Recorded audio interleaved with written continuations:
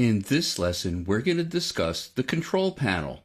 If you'd like to follow along, go to File, Open.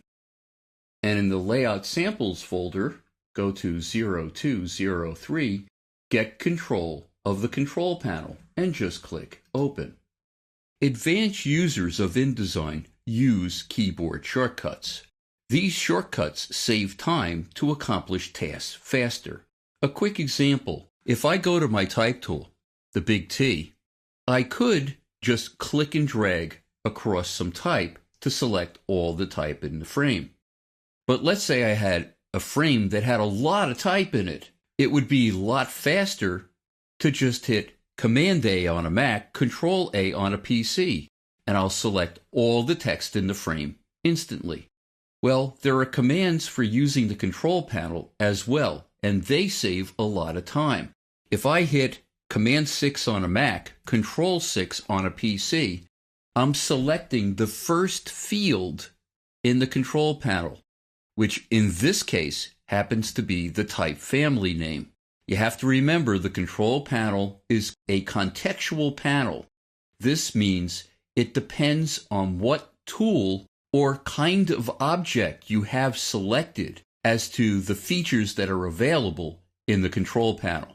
If I wanted to move around through the various fields in the control panel, all I have to do is hit my Tab key. Every time I hit my Tab key, I move to the next field to the right.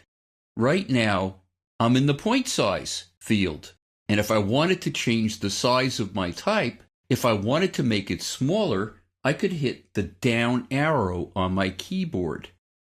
If I wanted to make the type bigger, I could hit my up arrow. Let me hit my Tab key again, and I'm moving through the various fields. Oh, but what happens if I go by the field that I actually want it to be in? Is there a way to go backwards through the fields? Well, I had mentioned earlier holding down your Shift key to shift into reverse. Well, if I hit Shift Tab, I'm going backwards through the various fields in the control panel. I wonder what would happen if I stop in the style name for this particular style of Myriad Bold. Well, if I hit my down arrow, it's going through the various styles. Let me hit my up arrow, and you can see it's a quick way to go through the various styles. Let me hit Shift Tab again. The same thing is true if I wanted to change the actual type family itself. Let me hit my up arrow key, and it's actually going to go through the names of the type families, which are alphabetical, back towards the beginning of the alphabet. If I hit my down arrow, it's going to go down alphabetically towards Z. So I can actually see what this particular headline would look like in various typefaces. As I mentioned earlier, the control panel is contextual. What would happen if I change tools? Well, you can see it no longer has to do with type options. It has to do with the position of the object in the layout, its width, its height, how big it is, whether it's rotated. So it is totally different than when I'm in the type tool. One of the things that people don't know about the various fields, not only in the control panel, but in any panel that has to do with measurements and also dialog windows, those fields are calculators. Let me hit Command 6 or Control 6 to get to that first field. If I wanted to change the position, I could hit my up arrow, and you can see that my headline is moving ever so slightly, one point at a time, towards the right. Let me select with my selection tool this object towards the top. What if I wanted to make it a certain amount narrower? Well, I could click in my width field and hit a minus sign on my keyboard, which is the hyphen. Maybe I want to make it, how about 5 picas less? Let me type a 5 in there. In case you're wondering about picas and points, We'll talk about changing your units of measure to inches in an upcoming lesson about preferences. For now, we'll work in picas and points. So if I wanted to make this 5 picas narrower, I can type -5. And you can see it's now 5 picas narrower. What if I like the position of this object? It seems to be centered in my page. What if I wanted to keep it centered perfectly in my page? Well, when InDesign was first introduced, there was a major breakthrough. It has to do with this little proxy to the left of the control panel. It's called the reference point. It allows me to pick an origin point for any change to an object. Let's say I wanted to keep this object centered in the page. Well, this proxy represents the bounding box points around the object, plus its center. So if I click on any of these center points and increase the width, watch what happens. How about I type a plus mark and I make it 5. So it's going to be 5 picas wider. Well, because I have a center reference point selected, it's going to make it 5 picas wider from the center out.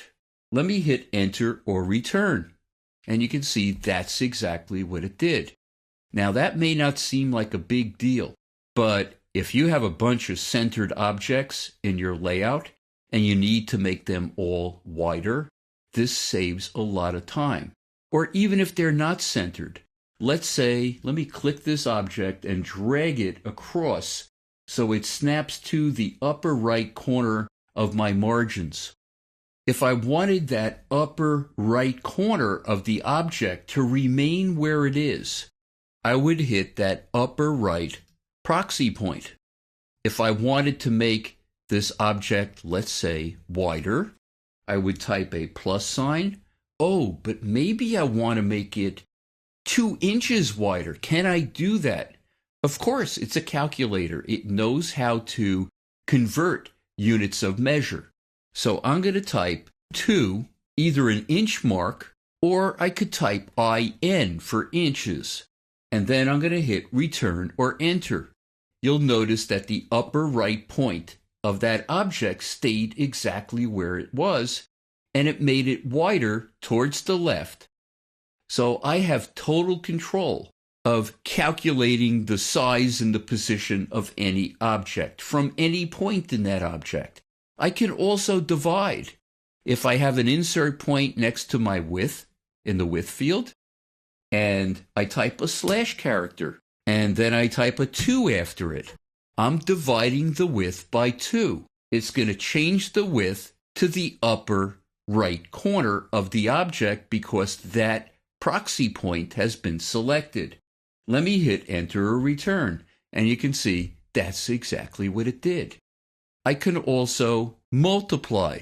Let me multiply the height. The multiply sign is the asterisk, so you have to hit Shift 8 to type an asterisk in the height field. And maybe I'll multiply it by 2. And I'm going to hit enter or return. And you can see that it made it taller, yet that upper right corner, which was selected in the proxy, remained exactly where it was. So there's a lot that you can do with these various commands and calculations in fields throughout all of the panels in InDesign and the dialog windows that contain measurements. If you're switching from Quark to InDesign, you might be more comfortable having the control panel down the bottom of your window. And that's because the measurements panel in Quark is in that position. So if you really want to do that, you can go to this little downturn arrow to the far right of the control panel with what looks like 3 tire tread marks next to it. If I click down on that, that options menu shows me the options for the control panel.